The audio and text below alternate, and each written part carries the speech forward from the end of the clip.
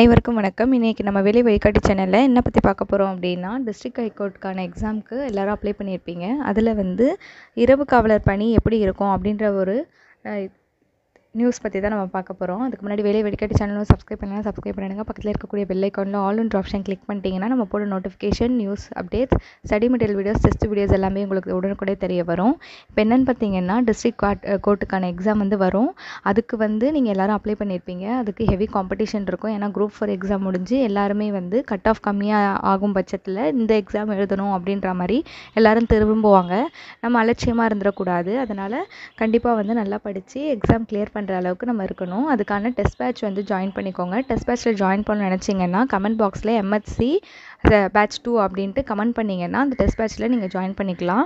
இப்போ என்னென்னு பார்க்கலாம். 2329 மாவட்ட நீதிமன்றம் வாட்ச்மேன் பணிக்கான முக்கிய குறிப்புகள். என்னென்ன முக்கிய குறிப்புகள் அப்படின்னு பார்த்தீங்கன்னா, மாலை 5:30 மணிக்கு இரவு காவலர் பணி தொடங்கும். அதாவது இரவு காவலர்னாலே 5:30க்கு மேலே தான் உங்களுக்கு வேலை பணி வந்து தொடங்கும் அப்படின்னு சொல்கிறாங்க. காலை 9:30 மணி வரை பணி செய்ய வேண்டும் அப்படின்னு சொல்லியிருக்காங்க. வண்ண சீருடை அணிந்து கொள்ளலாம் அப்படின்னு சொல்லியிருக்காங்க. சனி ஞாயிறு விடுமுறை கிடையாது. அதுக்கப்புறம் அரசு விடுமுறையும் கிடையாது. இரவு நேரத்தில் 1 மணி நேரத்திற்கு ஒரு முறை ரோந்து பணி செய்ய வேண்டும். 1 மணி நேரத்துக்கு ஒரு வாட்டி வந்து ஃபுல்லாக இந்த கோர்ட் ஃபுல்லாக ஒரு ரவுண்டு மாதிரி போயிட்டு வரணும். பகல் பணி முடிந்து வீட்டிற்கு செல்லலாம் அப்படின்றது சொல்லியிருக்காங்க. இருப்பினும் நீதிமன்ற சுற்றளவில் 18 கிலோமீட்டருக்குள் இருந்தால் மட்டுமே காவலர் பணி செய்ய இயலும்.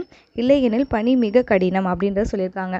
உங்களுக்கு கிலோமீட்டர் உங்கள் வீடு வந்து கொஞ்சம் பக்கத்தில் இருந்தால் தான் நீங்கள் வீட்டுக்கு போயிட்டு ரெஸ்ட் எடுத்துகிட்டு திருப்பி மறுபடியும் ஈவினிங் வர்றதுக்கு ஈஸியாக இருக்கும். 18 கிலோமீட்டர்ஸ்க்கு மேலே இருந்தீங்கன்னா உங்களுக்கு வந்து அந்த ட்ராவலிங்லேயே பாதி வந்து உங்களுக்கு டைம் போயிடும் அப்படின்றது தான். நீதிமன்றம் மற்றும் உள் மற்றும் வெளிப்புறத்தில் தூய்மையாக வைத்து கொள்ள வேண்டும். நீதிமன்ற அலுவலகம் மற்றும் நீதிபதி குடியிருப்பு பகுதிகளில் தூய்மை மற்றும் காவல் பணி செய்ய வேண்டும். நீதிபதியின் வாகனத்தை தூய்மையாக வைத்தல். நீதிமன்ற பகுதியில் சுவரில் ஒட்டடை அடித்தல். நீதிபதி சொல்லும் வேலைகளை மறுக்காமல் செய்தல். நேரம் காலம் பார்க்கக்கூடாது அப்படின்னு சொல்லியிருக்காங்க. நேரம் தவறாமை மிக முக்கியமானது. ஆரம்ப கால சம்பளம் பார்த்திங்கன்னா 19,000 ரூபாயிலேருந்து உங்களுக்கு ஸ்டார்டிங் சேலரி இருக்கும். பதவி உயர்வு பெறணுன்னா 4 வருஷம் வரையும் நீங்கள் வெயிட் பண்ணணும் அலுவலக உதவியாளராக ஆகிறதுக்கு அப்படின்றத சொல்லியிருக்காங்க. வீட்டில் வயதான மற்றும் நோய்வாய்ப்பட்ட குடும்ப உறுப்பினர்கள் மற்றும் சிறு குழந்தைகள் வைத்தவர்கள் இந்த வேலைக்கு வர நன்றாக யோசித்து விட்டு வரவும் அப்படின்றதையும் மென்ஷன் பண்ணியிருக்கோம். சில நேரங்களில் வீட்டிற்கு செல்ல முடியாத சூழ்நிலை கூட ஏற்படலாம் அப்படின்னு சொல்லியிருக்காங்க. வேலை எளிதுதான், நிரந்தர அரசு வேலை அப்படின்றதையும் சொல்லிக்கிறோம். நீங்கள் டெஸ்ட் பேட்ச்சில் ஜாயின் பண்ணணும்னு விருப்பப்பட்டீங்கன்னா கமெண்ட் பாக்ஸில் மறக்காமல் கமெண்ட் பண்ணுங்கள்.